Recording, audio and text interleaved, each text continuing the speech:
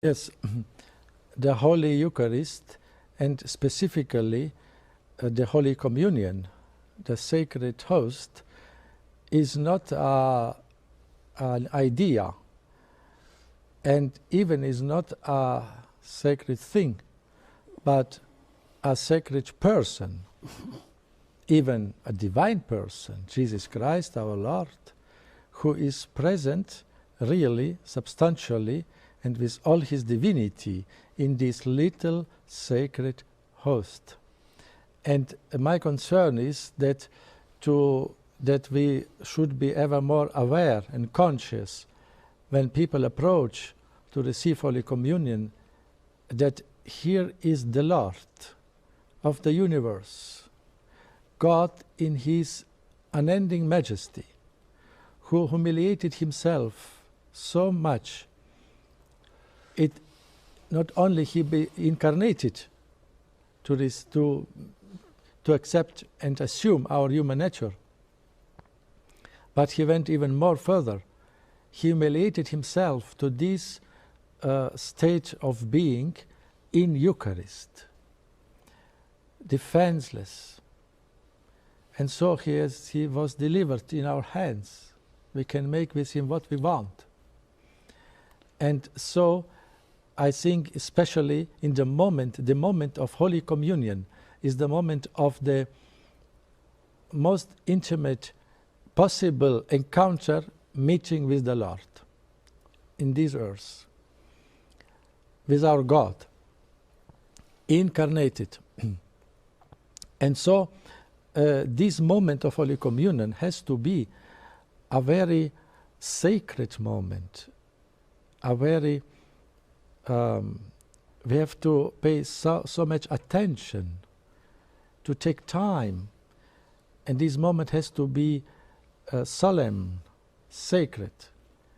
But unfortunately, when I came in the West world, from the experience of the underground church, for my family, for my mother and all, it was a great shock and a very great sadness that we noticed that especially the moment of Holy Communion became so superficially, so banal, especially with the form of receiving Holy Communion directly in the hand and touching the Holy Host with the fingers from the palm of your hand, and then to put yourself, the Holy Communion, in your mouth. And then all the consequences which flow from this, I would only say four, which are evident and which you cannot deny. Firstly, the loss of the fragments, of the little fragments of the host. Mm-hmm. This loss is very big. It is, and so we expose our Lord. In every little fragment is the whole divinity present, real present. Yeah, see, that's one important thing to focus on. Sometimes you almost get a sense that people think if it breaks off, a fragment breaks off from the host, then it's not really the Eucharist anymore. It is. And it is the Eucharist. Because this is a dogma of our faith. In the Council of Trent, it is a dogma that in each even most little part of the host is the whole Christ present. And therefore, this is a dogma. We have to behave oneself according to our dogma. And in this manner of receiving Holy Communion in hand, with this, we expose our Lord to so a great loss of fragments. So they can be attached on the palm of the hand, in the two fingers, and then between the priest and the communicant there is no plate. It fall all down. Mm-hmm. Even in our country we have no communion in hand, thanks be to God, and we are using only always a plate, a paten. Mm-hmm. And after even my experience, after each Mass, I have some fragments on the pattern. Yes, it's But often my experience. But when there is no pattern, like in the communion in hand, fall down. Mhm. And so our Lord is crushed by the feet in his church in so many places. This cannot be, we cannot be silent about this and say, okay, we can continue, it is licit, okay, it is legally licit, but we have to reflect upon this. Mhm. And to, then this is the first very grave consequence, very grave. And if I might just add something from a priest I met who'd been in a communist Chinese prison, and hosts had been smuggled into him. And what he would do is consecrate he was given wine and bread smuggled by his mother. And he would break off into tiniest fragments to make sure each priest could receive even a fragment Yes. of Holy Communion. And this Yes. was all that, and it took years to be able to get that. Yes. And so this was very Yes. precious for their Yes. experience to treat each fragment Yes. and risk their lives doing it. It's very impressive for this example of you. Then I continue. This was the first grave consequence of this manner of receiving Holy Communion, which is today spread all over the world.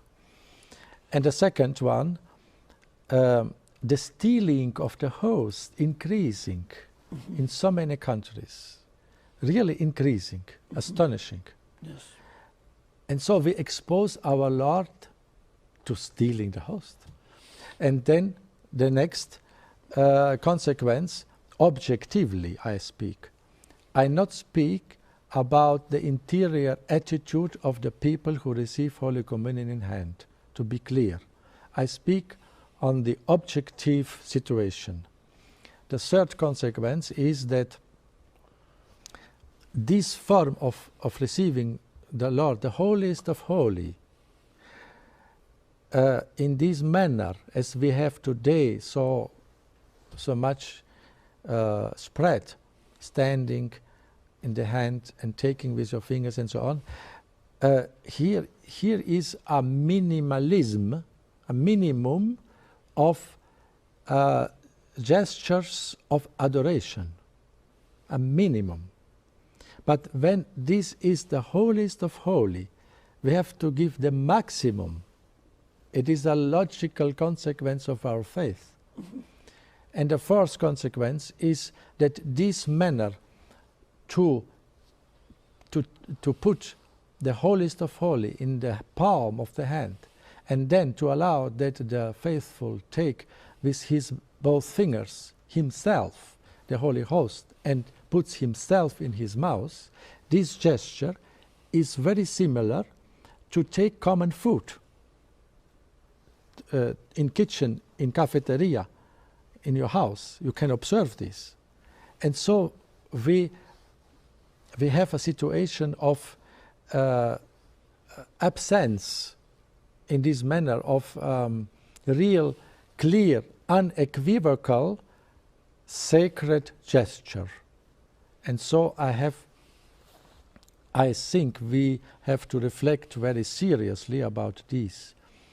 As a matter of fact, another, related to both points you just made, in the last couple of years, some man had gone to a mass that had been celebrated by Blessed John Paul.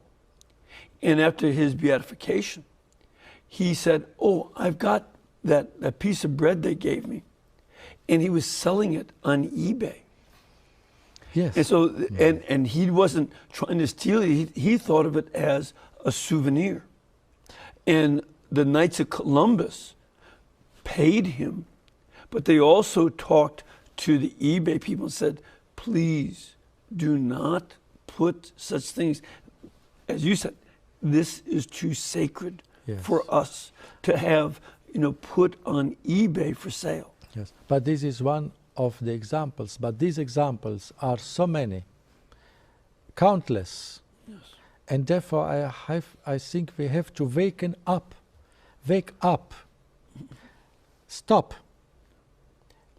kneel down, adore your Lord. It is logical. When the angels in heaven, in the Apocalypse, they prostrate in front of the lamp, but we have the lamp of God in the host.